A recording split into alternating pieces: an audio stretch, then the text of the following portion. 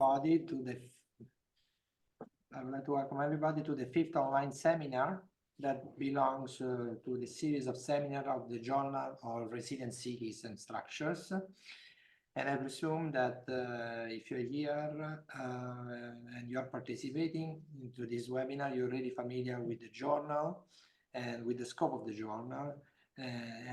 If you're working in this field, specifically in resilience field, I also strongly encourage to submit manuscript to this journal, which until now is still allowing to open access publication, and there are no fees to have the publication published in open access.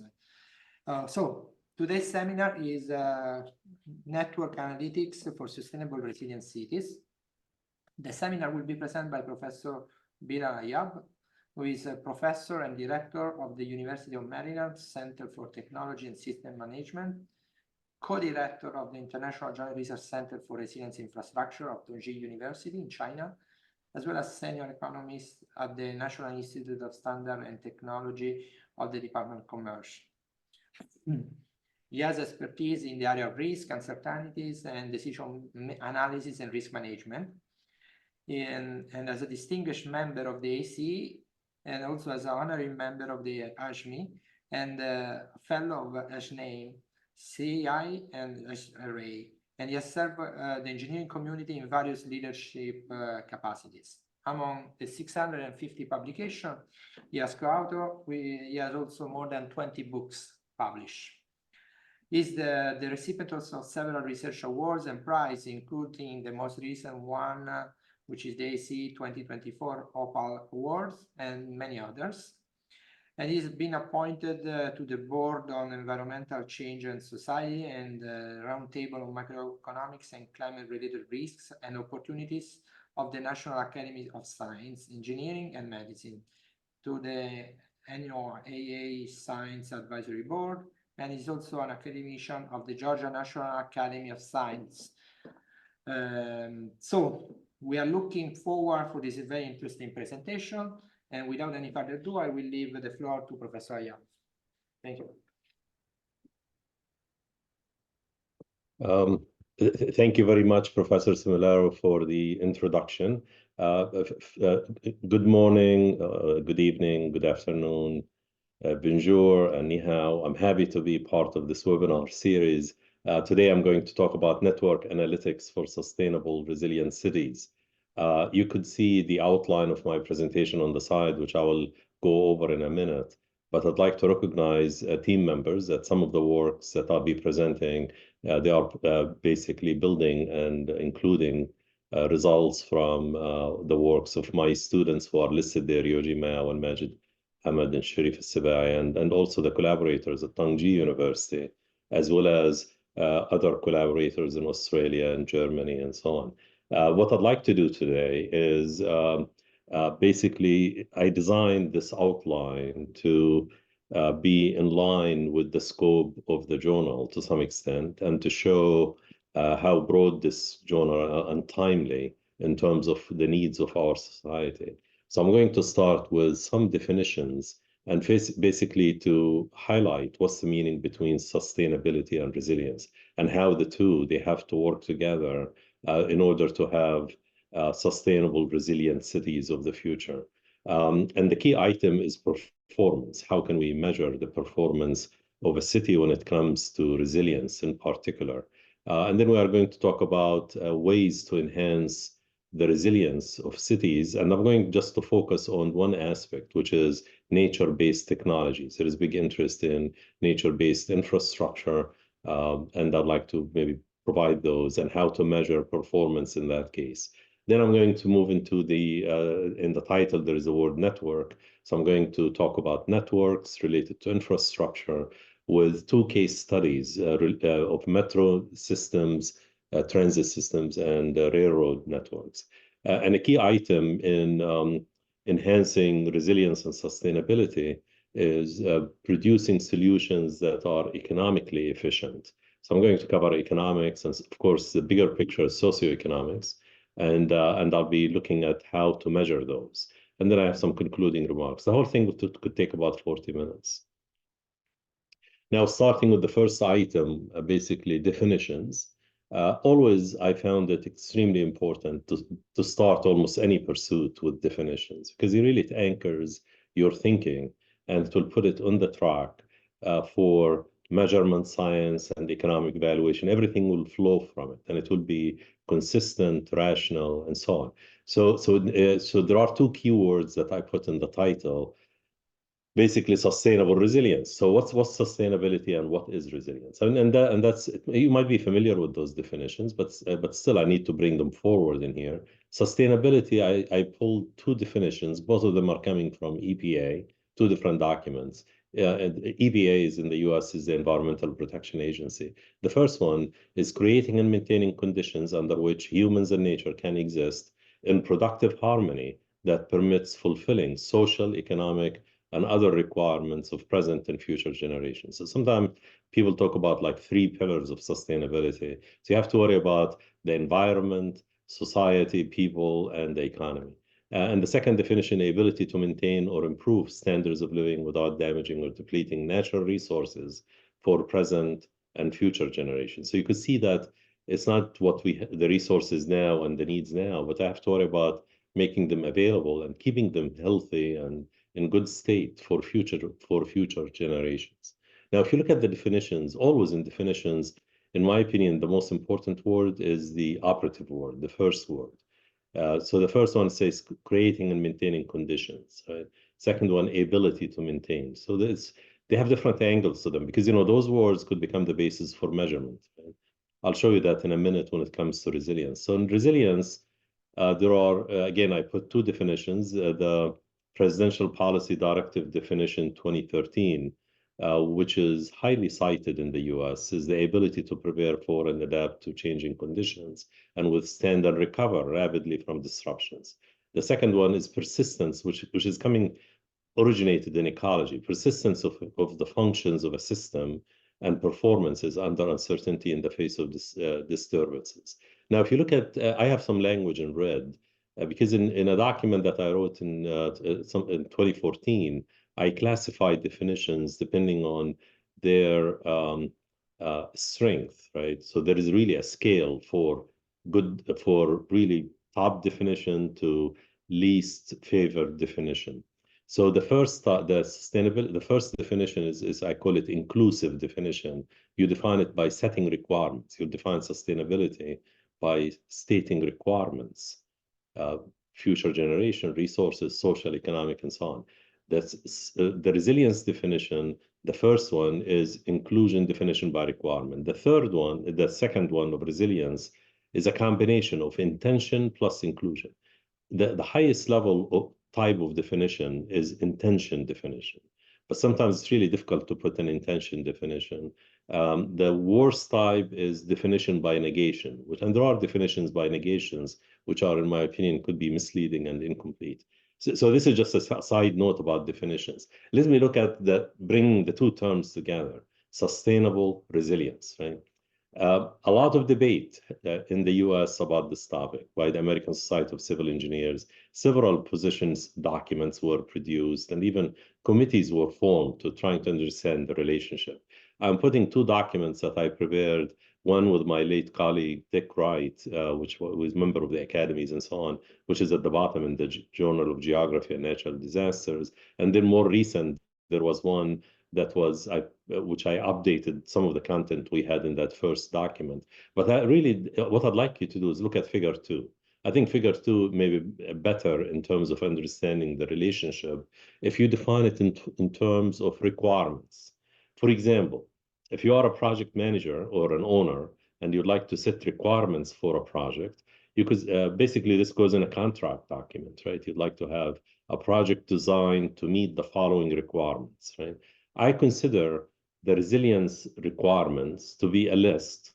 And if you want to add sustainability to it, it will add more requirements because it has to do about resources, energy use, materials, life, how long it will last, and so on, life cycle, and so on. So you could see that one is about efficiency, use of resources, impact on society, economy, and environment, and so on. And the other one is about ability to withstand and recover, and so on. So basically, all we are saying in here that we need, if we want to adapt for and respond for future disruptions and have a resilient system, also we need to worry about use of resources in a sustainable manner.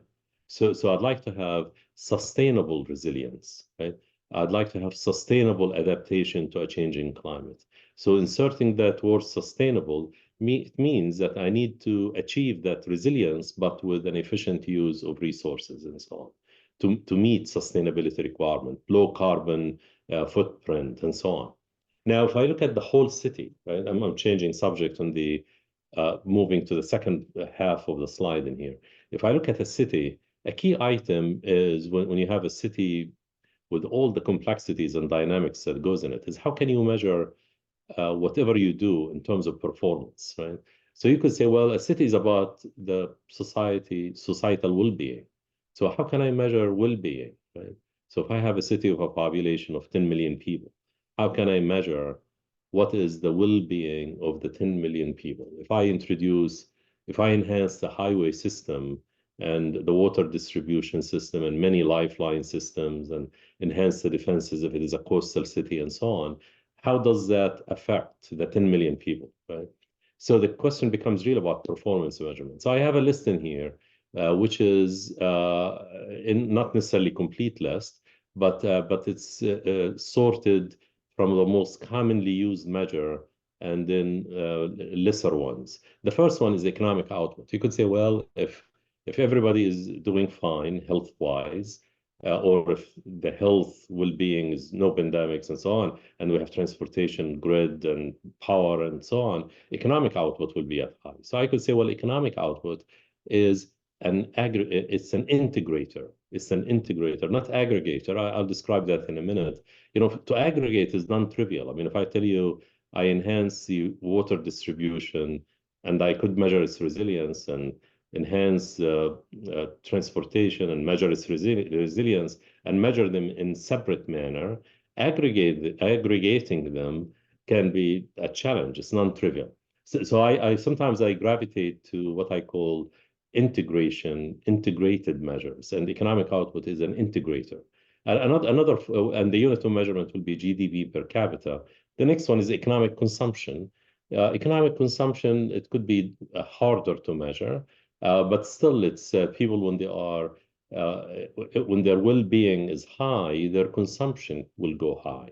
A mortality rate is another measure, life expectancy, recovery time after an event. These are subcategories. Welfare loss, which I'll cover in later slides, and the ratio of welfare loss to asset loss, which I will also cover later on. You could add more, but in the one which is favored is really that economic output, GDP per capita. Now, ASC, just to do a plug for this new standard, which I was part of the writing team, this is a short document, it's about 20 pages, on sustainable infrastructure. I really encourage you to look at it. It's done at a policy level. But what's important about it, it just gives you all the dimensions that we have to deal with when it comes to sustainable infrastructure. Now, this is in line with the ASC strategic plan. I'm not planning to go through this, but I just want to show with highlighted circles how adaptation, it gives you a sense of where the practice in the US is heading, right? This is the new strategic plan it came out last year and it's for the next 5 years. So you can see adaptation, sustainability, forward-looking infrastructure policy, civil engineering leadership. They want engineers to take, leadership roles.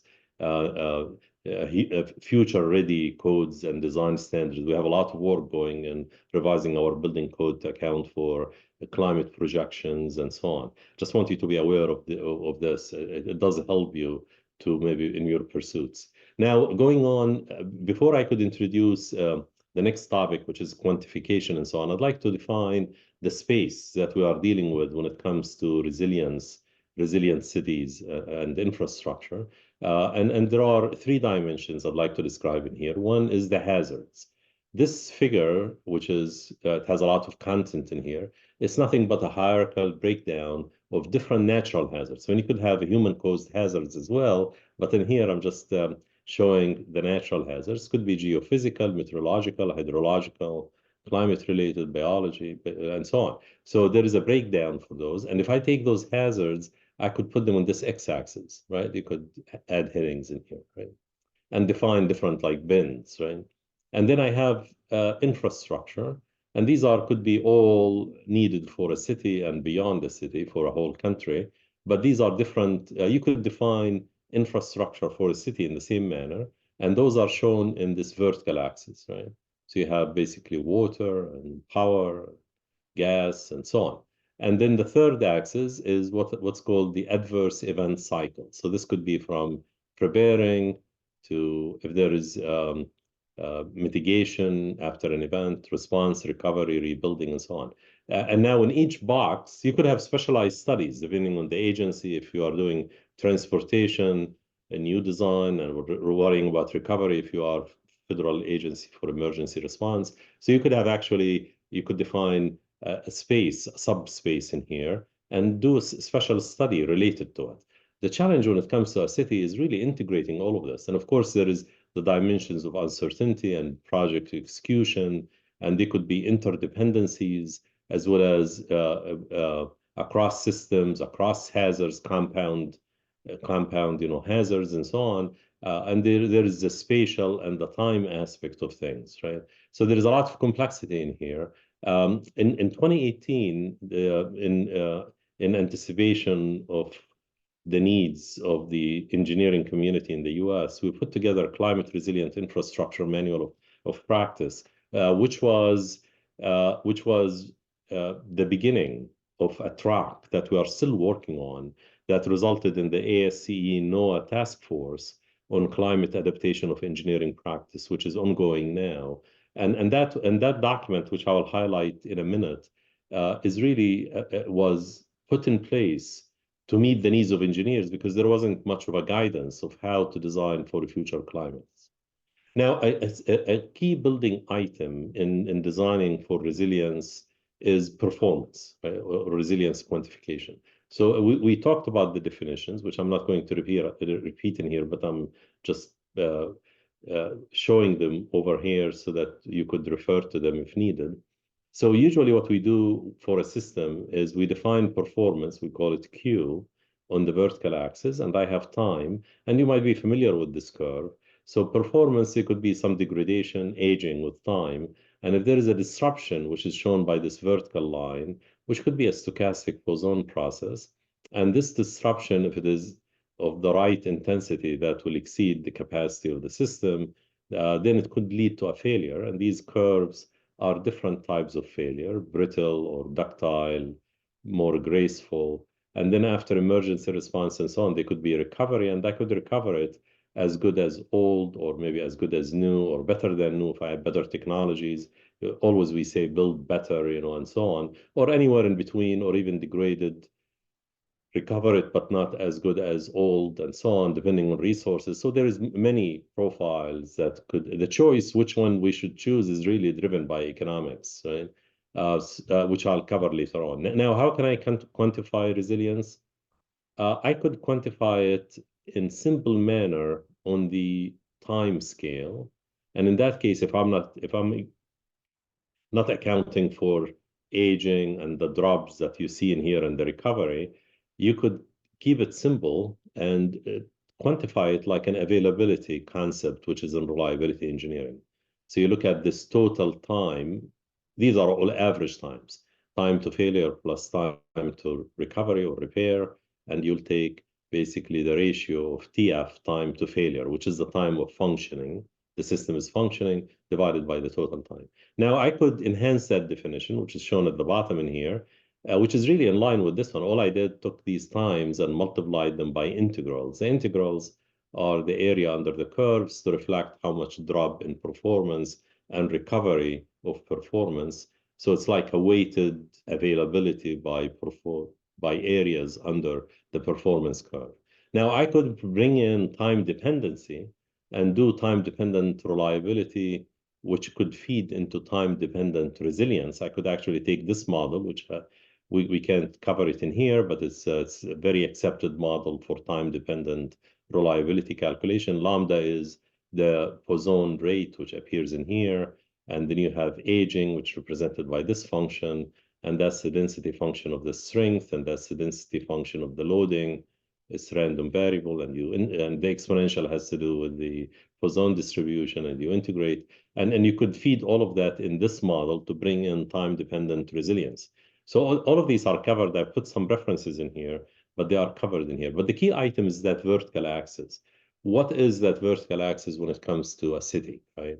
I mean, if we have any system, transportation, or a natural system or water distribution, each one has actually multiple axes. It's often you have multiple performances that are of interest. Let me show you an example, then I'll talk about the city. Let's say if I take water distribution. This is based on work that was done by Craig Davis, my colleague and collaborator over many years, for the LA district when he was leading that program. When it comes to water distribution in California, the most important performance is availability of water in fire hydrant. The biggest concern is really fire, because if there is an earthquake and it leads to a fire, the fire can cause more damage than the earthquake, and hence top priority, the fire hydrants, they have to be always pressurized with the right volume and so on, availability of water for fire.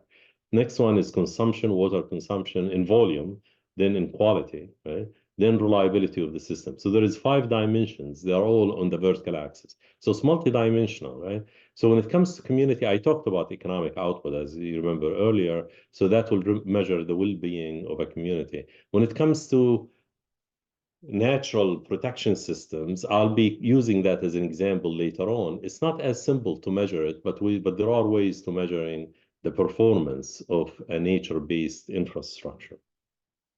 Now, it's often people take the resilience and put it into components in details, as you see at the top in blue, or in commonly used categories in here, which are defined in this figure. There is the robustness, the redundancy, the response, the rapidity, resourcefulness, and there are technologies that could be used to deal with all of this. A key item in all of this is really doing definitions. I provide definitions in here, and then how to measure it and how to assess the uncertainties, which could feed into economic valuation and trade-off analysis, which I have in here.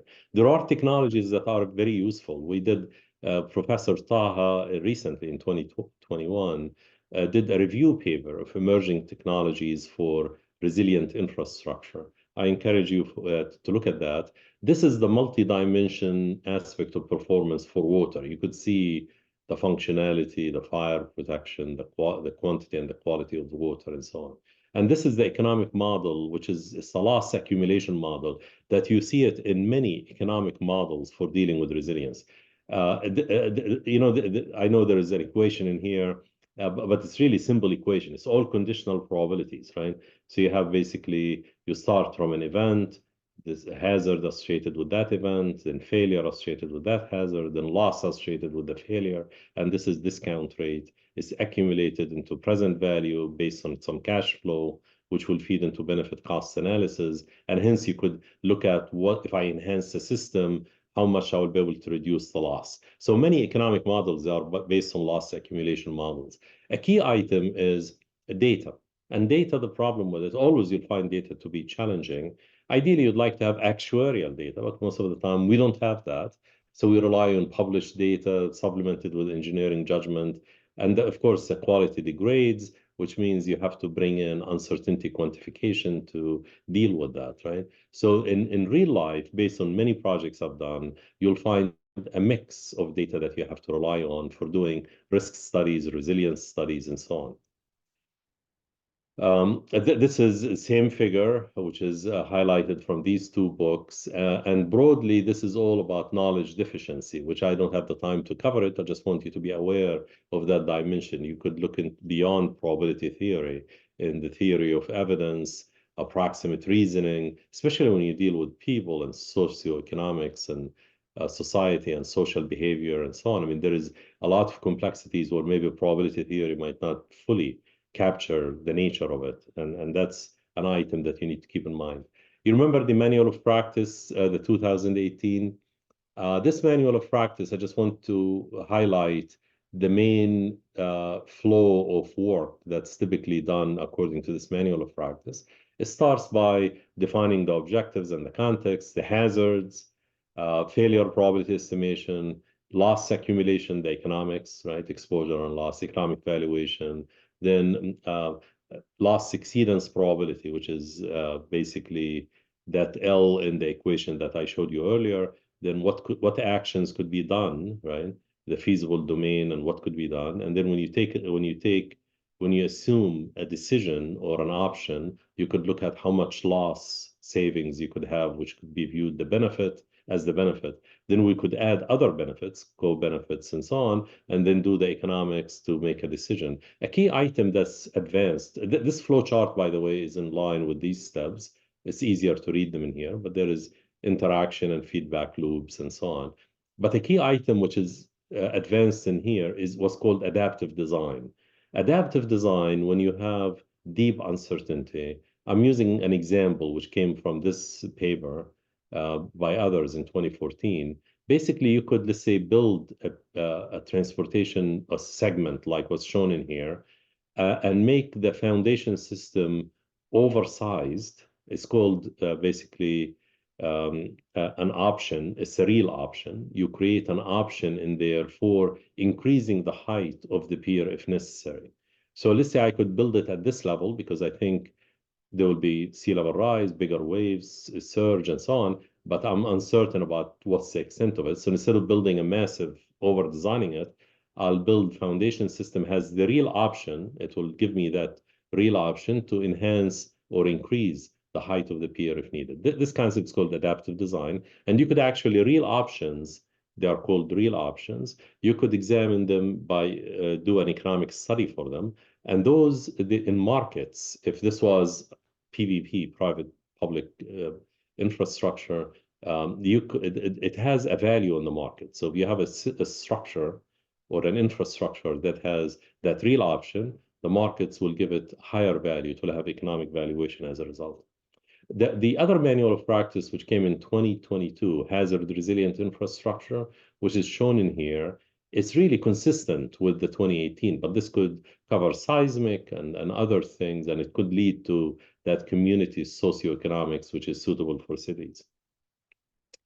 I talked about technologies based on the work of Taha, which I was part of the team, but this is more of an overview of that paper, that we could start from sensors, data analytics, information at a higher level, assessing the assets, the value to the infrastructure, and then feeding it to the whole city.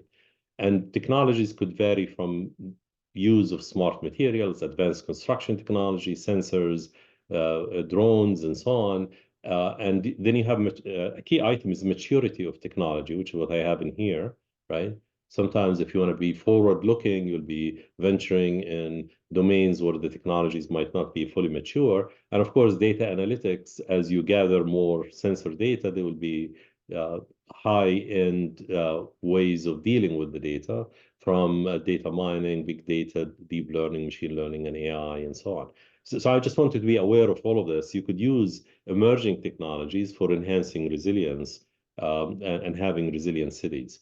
The next topic that I'd like to cover is nature-based and natural solutions. And then here, the key item is really performance. So we did a study in 2019 looking at different natural infrastructure and nature-based solutions. The difference is this one is natural, right? It could be dunes, natural vegetation. This one is influenced by humans. So it could be barrier island, it's man-made. It could be vegetation that are planted, right?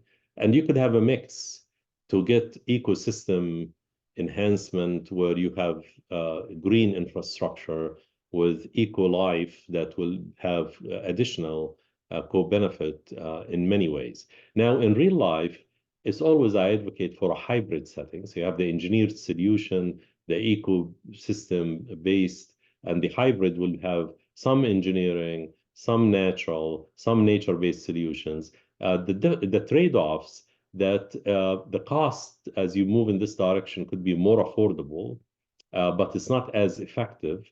So a hybrid can give you a solution which could be affordable as well as effective.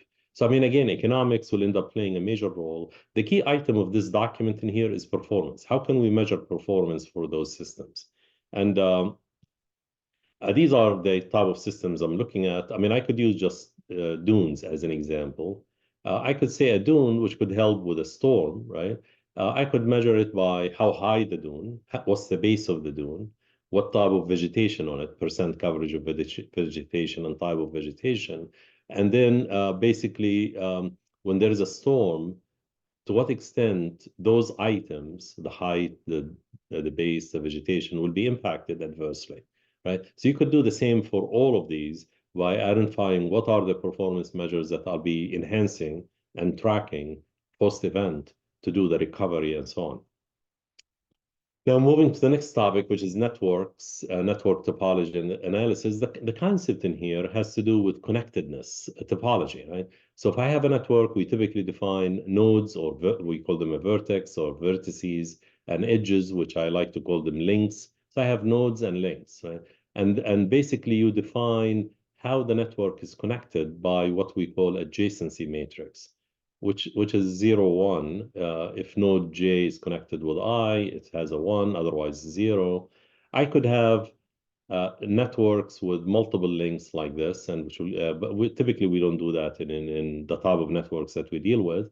But you could, but the math is available. I could use weighted networks, and instead of having ones, it could be numbers less than 1 or higher than 1 to create some weights. It could be the length of the link, or it could be how much traffic or any attribute of interest. And then based on, it could be directed network, which rarely, typically we don't have arrowhead. It's basically it's a link. Keep in mind this topology is not flow, right? So you're looking at the topology. You could look at what's called hypergraph. A hypergraph or a hyper network is layers of networks, which could be some nodes are common across networks. And that's also, it can be very appealing for our systems. Now, what we look at in terms of notation, introducing some notations, N is for number of nodes, M is number of links, and then the adjacency matrix, which I described, right? So we define what's called node degree, how many nodes are connected to each node for node I. And then we could calculate the average node degree. Shortest path, how many links I need to go from I to J, then the average shortest path. And from all of this is the shortest path. I could calculate efficiency of the network in terms of connectedness efficiency. It's not a throughput efficiency, right? So I could have unweighted or weighted. These are the weight factors. And then if I disrupt the network, remove a node or remove a link, I could see what's the impact on E, how much E drops. E is between 0 to 1. And then from it, I'll be able to look at how critical each node. So what we've done in collaboration with Tongji and others, we looked at basically 2 case studies, one Shanghai Metro and Washington, D.C. Metro. We started by looking at tunnels for the metro system in Shanghai, and we did some resilience-related work for tunnels. Then we moved to systems, which is the network topology. And we did that for both cities. And we examined flooding of stations as the way the nodes could be disrupted. And I can show you some results. This is the network, the metro network of China from 1990 to 2020. You could see the development by different cities. And I'm highlighting just Shanghai in here, but just want to show you the massive growth that happened in metro systems. And then here, focusing on Shanghai Metro, and we examined a water level by gauges over a period of time. Then we did climate projections. And you could see, depending on the scenario, that Shanghai could have significant flooding. And by the way, Shanghai, in terms of topography, is similar to Washington, D.C. It's Washington, D.C. is vulnerable to flooding, it's low ground a little bit. It used to be swamps and so on. There is a river, which is Potomac River, which is like in here. So they have similar characteristics. So basically what we did for Shanghai, these are the circles in here are the stations. We examined the elevations of the stations in terms of vents and egress and exit and entrance. And this gives you the distribution of elevation. And then we looked at different flooding scenarios. And by the different color coding, you'll be able to see basically the different colors, area colors, has to do with the level of flooding. And you could see which stations would be impacted. And these are grouped by lines and depending on the water level in meters. So, I mean, 4 meters could be 31 stations and so on. All of this was done before some of the flooding that happened in New York City, Washington, D.C., and so on. So, I mean, flooding of stations is really a big concern. There are systems that were installed in place in many of those transit systems, like pumping and storage areas of flooding water. Sometimes you can't drain it. I mean, because it's below water level. So you need to have pumping stations or storage means. In Washington, D.C., we did something similar. This gives you all the stations. Washington, D.C. Metro is about 100 stations. Shanghai is about 300. New York is about 700 stations. And it gives you the criticality, flooding, which station will result into the most disruptive to the network. And certainly anything which is a hub station, many lines come together, it will be obvious, it will be a critical one. We examined Washington, D.C. beyond the metro system, roadways and so on, buildings. And this is inundation maps that was published in the Washington Post. Sorry about that. It shows for 5-meter flooding, as in the form of a surge, could result into $25 billion in losses. These numbers are outdated a little bit now. This was done in 2012. And it doesn't include metro systems, doesn't include any of the underground spaces. We relied on public information to do this type of work. Moving on to the next item, rails, we did something similar. I mean, it becomes the network is too complex. You could see the rail network. This is freight rail, right? This is the different companies that own the rails, and that is the size of the line, is the amount of goods that go on the rails. And this is the simplified network as topology by the color coding here, counties, feeding in each node as a hypothetical example. And these are some example weights that we used by different counties. And then we analyze, how critical if you lose a certain node. This network of 100 nodes, we created that as just an example, as surrogate for the overall network. The actual network is much more complex. It has 170,000 nodes and 250,000 links. And that's the complete network. So we analyze that as well. You could see 179,000 nodes and 254,000 links. Now, we just to highlight a couple of other projects, we are doing a project on resilient Qatar, and that's part of the Qatar National Priority Research Program. And we are examining physical infrastructure, health infrastructure, and disaster, including examining different, hazards, and different metrics that are being produced. This is just started, a year ago. It's 5-year effort. And basically, it's in line with this framework, which is shown at the top, that starts by identifying what are the risks, the hazards, the climate risk and adaptation, then you detailed analysis, adaptive design, monitoring, and examining real options, as we discussed with adaptive design. Let me shift in the last few minutes on to the economics. And I'll try to keep it brief. I'm near the end in here. So you remember my resilience curve that you are familiar with? So you have failure and you have recovery simplified. Failure comes with cost, which is uncertain, as shown in here. Recovery comes with, these are losses, right? This comes with cost to rebuild and so on. And in here, the yellow curve is loss of use, right? Or diminished use, right? So this is the full economic picture. Now, if you are an economist and you are doing a study, it depends on the perspective. If you are an insurer or a government official or an owner, it doesn't mean you include all of these curves. You take parts of them depending on what affects you. So economics has really perspective, right? So you have to keep that in mind. This is more of complete. So you'll take basically the piece that will affect you, and that will be the loss. Then you'll do enhancement, and see how much, or buy insurance, whatever enhancement you want to do, right? And you'll see what's the delta loss, which is the benefit.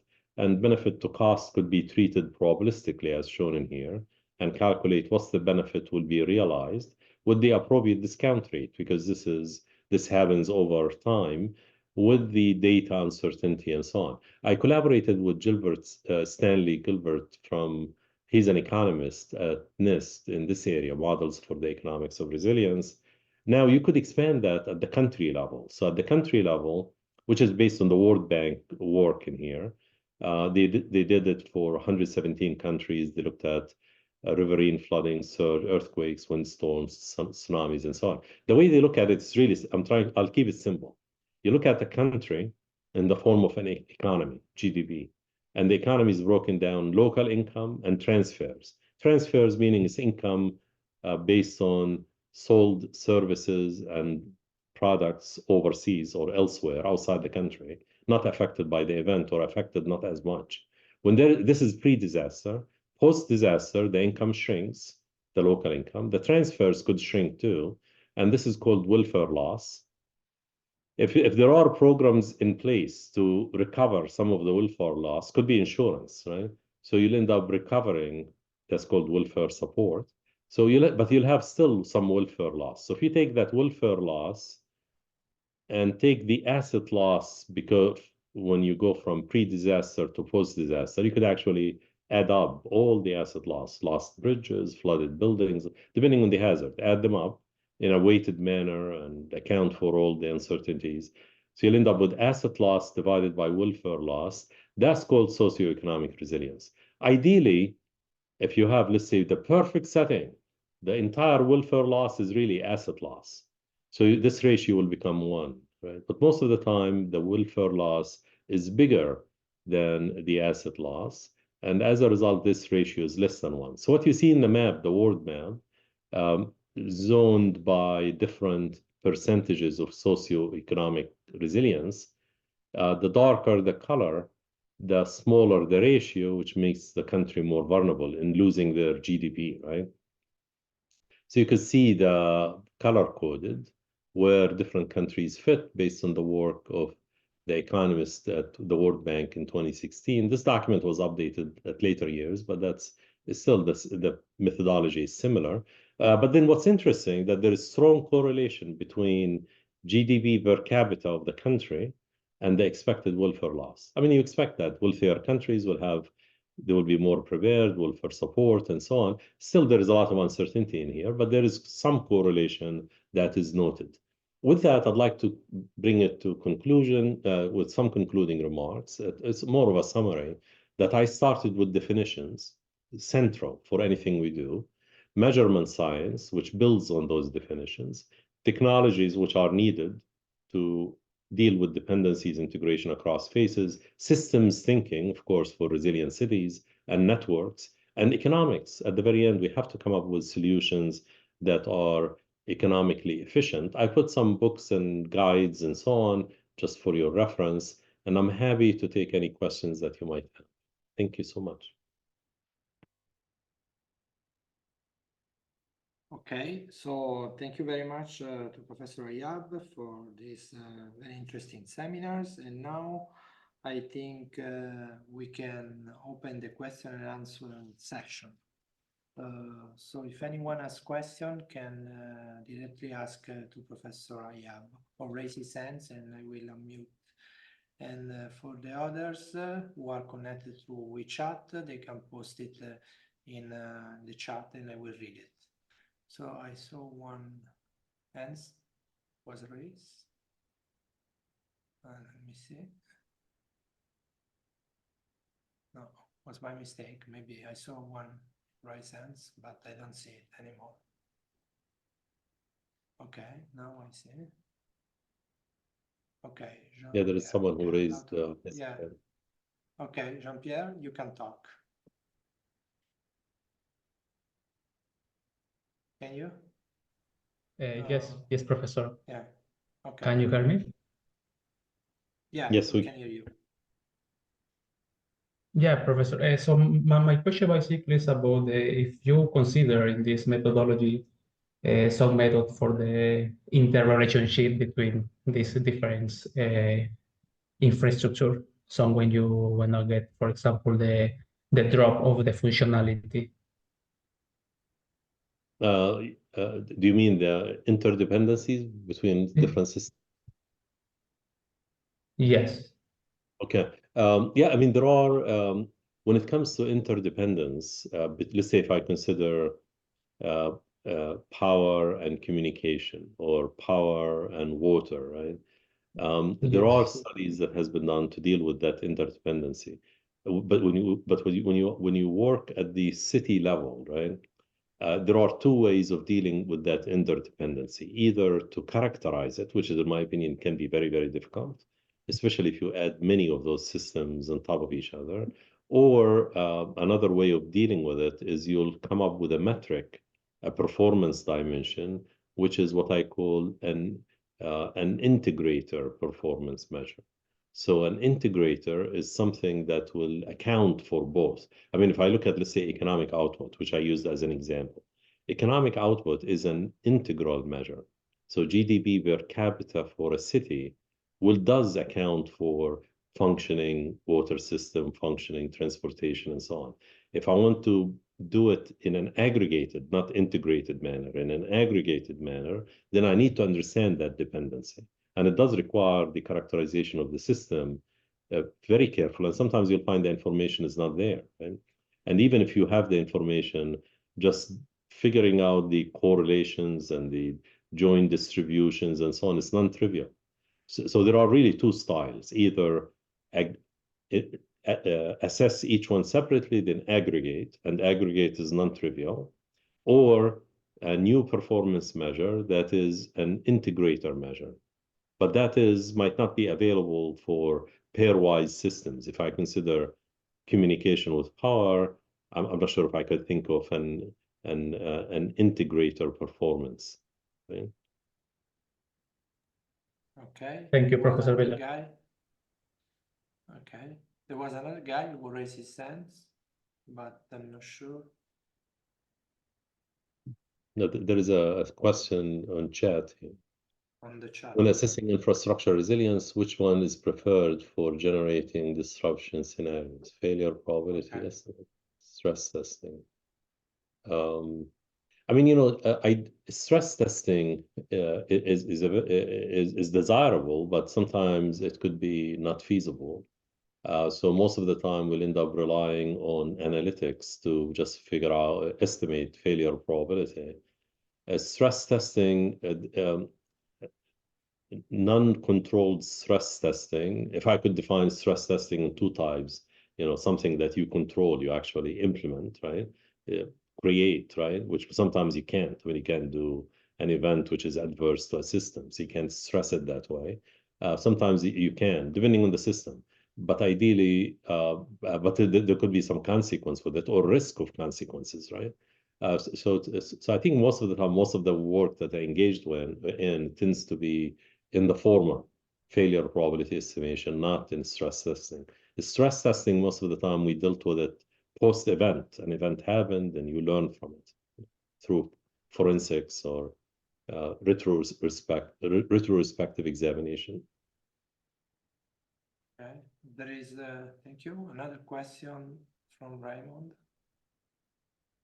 Yeah, Raymond, Go please ahead, go ahead. Raymond. Oh, yeah.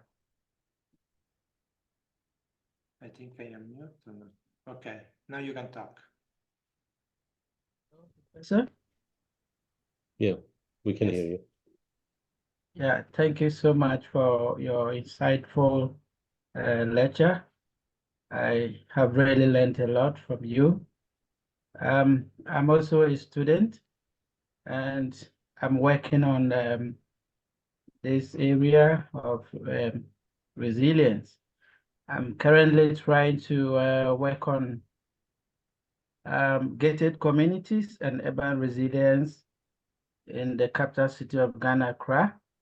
So my disappointment is that I haven't really had a measure that I can use to evaluate the impact of gated communities on urban resilience in general. So I am at a fix now. I don't know from the proposal you made in the context of gated communities, which is like a housing type or a type of a community.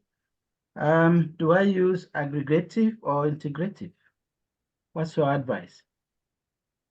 Okay, Thank I you. mean, if if you are looking at the entire community, if you have, let's say, community in mind and so on, what I suggest is if you look at the work that was done by the National Institute of Standards and Technology, NIST, on community resilience, there is a guide for community resilience that you'll find to be very helpful and useful.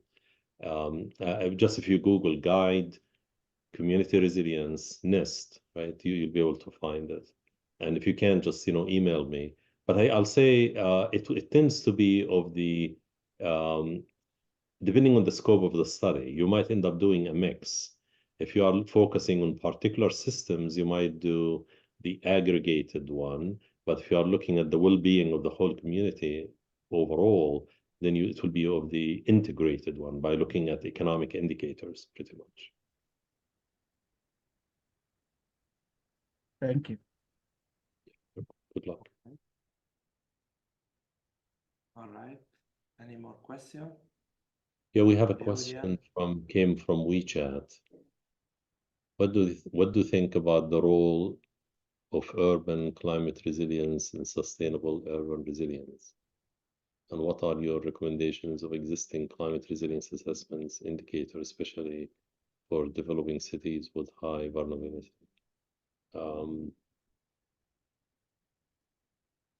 Urban climate resilience. Well, I mean, urban climate resilience, in the examples that I presented related to nature-based solutions, the focus was on coastal resilience. But I could see it depends on the hazard. When you deal with climate resilience and urban resilience, I think you need to be specific which hazard. If the issue is extreme heat and drought, or maybe if it is flooding, it might require different measures. You might be in a situation where you have to worry about both. So in that case, it could be, in the case of drought, it could be, dealing with water harvesting and storage and so on. If you are dealing with flooding, it could be, whether it's enhancing the drains or pumping stations, or even sometimes pumping stations is not really an option. So there has been some efforts to introduce underground spaces where water could be saved. And anyhow, it could be, if that's, it depends on the setting, the site, the location, the constraints, many factors. Good question, but it's almost, there isn't one generic answer to deal with all of this. So it depends on the hazard and it depends on the constraints within the local settings. Okay. There is one more question from the audience, Alessandro. Yes, there is one. Oh yeah, there is a hand. Hello, can you hear me? We can hear you. Thank you, Professor, for the presentation. So I wanted to get your opinion on one aspect, which is now with all the research that has been done and different approaches, new measures, and now we get some guidelines in Europe and the ASE guidelines that you mentioned. So now I think that what's like, sometimes we have situations where we might not know which measure is best. So what do you think? Measurement science, from measurement science metric, or Yeah, you do you mean think that the newest guidelines are somehow an effort to say these are the best metric, or are there still relevant metrics from older research? I think, what I suggest, what's the best guide is, I know there are people have different proposed measures, how to measure or quantify resilience and so on. Same thing with sustainability. Always what I try to do is select the measure or the quantification that meets certain requirements. Number one, it should have ideally a native unit of measurement, something meaningful, right? If it doesn't, it should be tied, or there has to be a way to link it to economic valuation. So if you could, because at the very end, you'll find that sooner or later you have to bring it into economics in order to do benefit cost analysis and justify even for funding agencies, government and international, that this makes sense. If I spend this much, then I'll save in losses this much. So whatever measure you choose, set requirements for it. But I think one of them should be that it should lend itself for economic valuation. It's a very good question. So now there is a paper, I think I have it in the beginning part of my slides. It's on metrics and measurement for resilience of systems, and it talks about that, how to set the requirements for it. But the guiding principle is economic valuation. At the very end, it has to feed into economic valuation. Thank you very much. Yeah, yeah, we have another question here in writing from Hamza. Nowadays, most of the world cities are challenging by various natural and man-made disasters like earthquakes, flooding, wind, and others. What happens in Dubai, Turkey? What is the main course and how we can mitigate? I mean, yeah, we saw the events that happened, and it's unfortunate. I mean, I'm very concerned for all the, especially in Turkey, with all the life loss and deaths and property damage and disruption of well-being of societies and so on. A lot of those things can be really mitigated and reduced, at least in the impact, if we do some of the analysis that I'm describing in here. I mean, all the scope of the journal is to deal with this, to have people more prepared. I mean, the flooding, what we saw in Dubai and so on. I mean, you think by simple inundation analysis, looking at extreme precipitation and so on, you'll be able to know where the water will accumulate by knowing the topography, and then drainage, which doesn't exist, could be implemented, or pumping stations, or it could be at a minimum nature-based solutions. I mean, somebody could create low grounds by design so that water will accumulate in there. So it could be drained in areas where you could, get that water flow to certain areas and so on. I know in the past I had experience with models of this type where people create, lower areas, and it could be used as parks and so on, where if it is flooded, it does not, affect people. But it needs to be clear that if there is a flooding event, that people do not go there. This is a catchment area. So I mean, a lot of those things could be, I think, dealt with the proper planning. If there is a framework that's in place, and you have a key item, I'll say, is to achieve that. Number one, there has to be planning studies. Well, actually, number one, capacity building. You have to have people who are trained and knowledgeable about the field, that they will pull together the local team that knows the particulars of the setting, right? And perform those studies. So capacity building and knowledge and know-how, resourcefulness, right?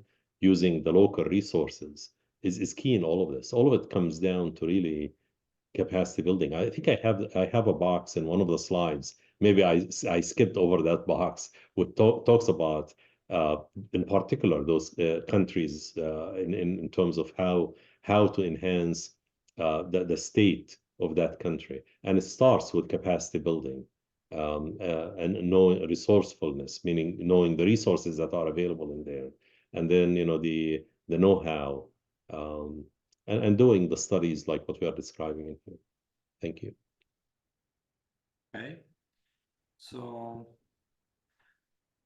I'm looking at the clock. I think we are almost running out of time because it's 3:30, at least in my time zone.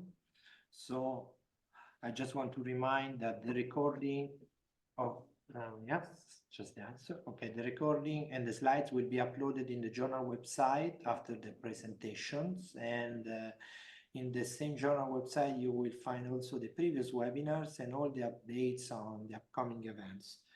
So I encourage to watch the